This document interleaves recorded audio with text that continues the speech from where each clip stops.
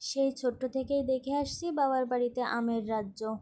এখন বরং একটু কম, তবে ছোটবেলায় যখন ছিলাম তখন অনেক বেশি ছিল। মা বাড়ি থেকে আম বিক্রি করতো, এত পরিমাণে আম হতো আমরা খেয়ে শেষ করতে পারতাম না, তাই বাধ্য হয়ে বেচতে হতো এবং আম সত্ত্ব দিত।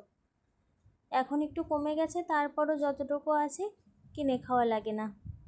শ্বশুরবাড়িতেও প্রচুর পরিমাণে আম আছে, তবে বাবার বাড়ির এই আমগুলোর স্বাদ অনেক মিস করি। তাই এখন এসে আমের ডালা নিয়ে বসে পড়েছি আম খেতে। এত মজা লাগে এই আমগুলো, সেটা বলে বোঝাতে পারবো না। এগুলো কিন্তু গাছ পাকা আম, গাছ থেকে পাকা আম পাড়া হয়েছে। আর আমার কিন্তু সব থেকে প্রিয় ফল হচ্ছে আম।